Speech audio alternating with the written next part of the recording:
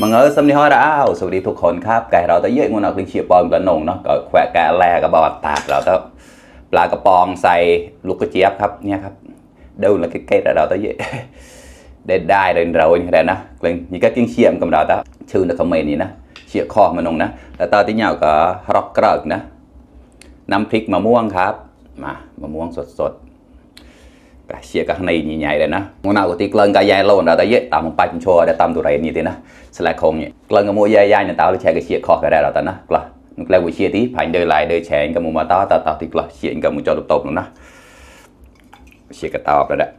มัวต่อยกับเชียร์กับทงมือกับนักเสี่ยงตาผมก็เลยทำตาตาเชียร์ระเบิดตาล้านเราตะจะได้เงยคอมเมนต์เลยเชียร์กับตาได้เชียร์กับตาแบบนั้นเลยแชร์กันดิมัวกับคนที่เจอกับทงมือนี่ล้านเรานะกลับตามน้องอย่างที่หลอนแกลนที่เพื่อจุดรอกหนักน้องนะน้ำพริกมะม่วงครับรอกกระดาษได้ก็แตกมาก็ประจินเจยนะกลับอันนับของอันนับดึงเมียงมาได้เลยนะอันนี้ยังกับน้ำปัวไม้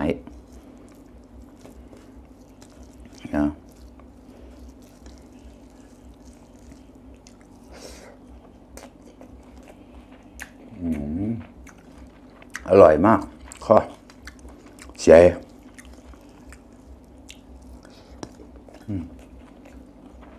อะไรอย่าง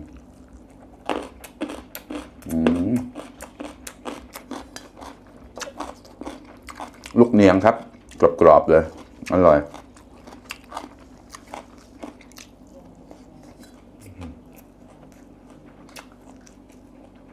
โมปุย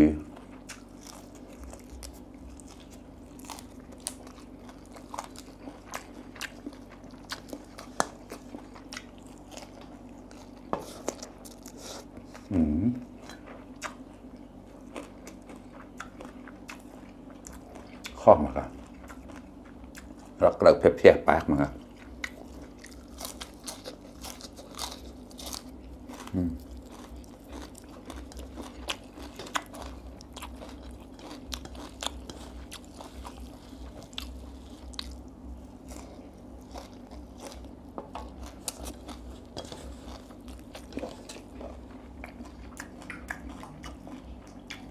ลงโด่งแล้วนะเปิดมันสลอนอัดแตกกันแล้ว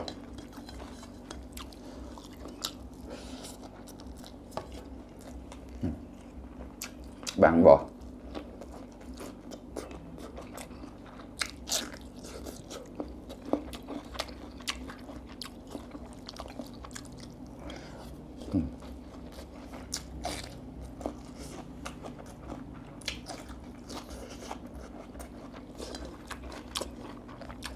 อร่อยมาก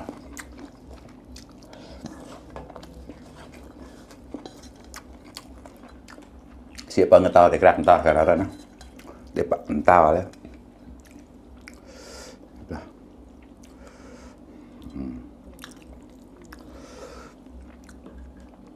อันไหนยังทั้งลูกเลยครับ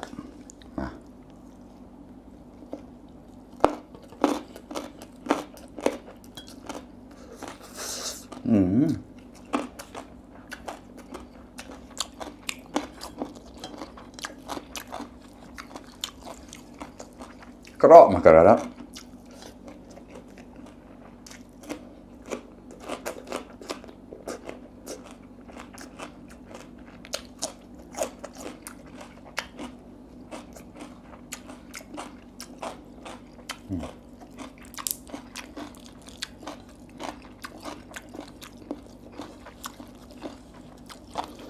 มาปุ๋ยที่น่าเชี่ยก็เจอมันเลยขอบแล้วนะแปลกมาแปลก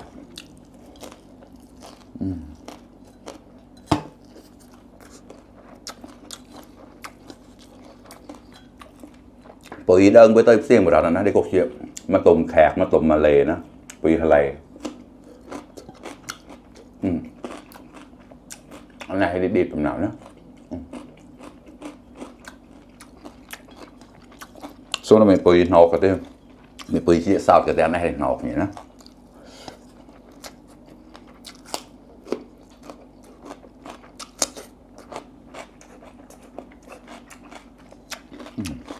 ข้อ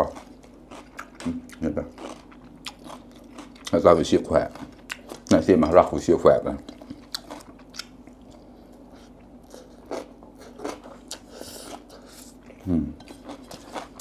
Ngon ăn ngọc quẹ cá lem cái siêu quẹ cá lè cái đơn cá lem một sai cái lấy đip tàu đắng đen rồi thì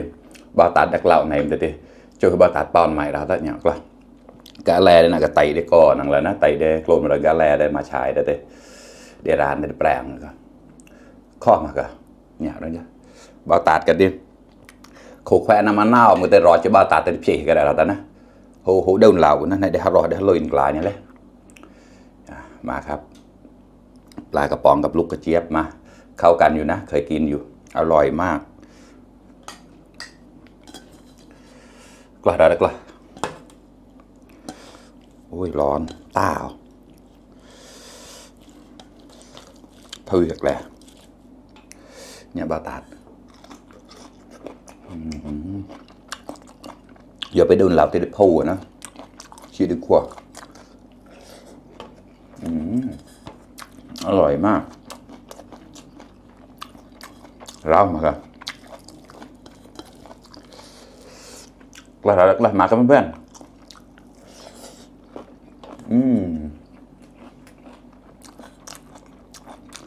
เจ๋งบมากแล้วล่ะ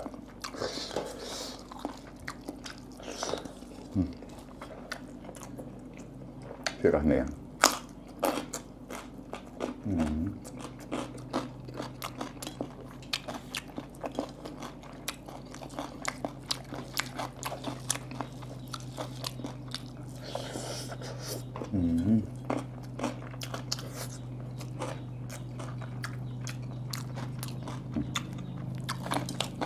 นายสำหรับกรอด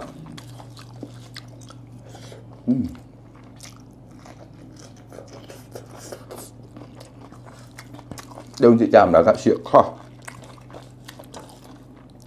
đông nửa lâu là phẩm nhớ đông khoe đông và kẹo cào cho là cầm đợt nè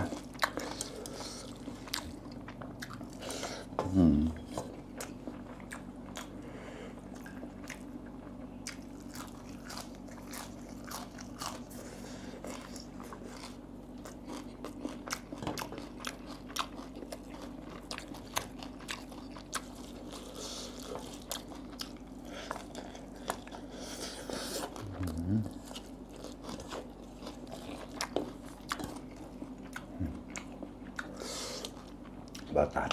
chịu đọt ngô sâu tại mà kẹp ra là vậy bao tạt lấy kho mà cả đặc lão ra thật giờ cho là lão để mãi được lâu mà cả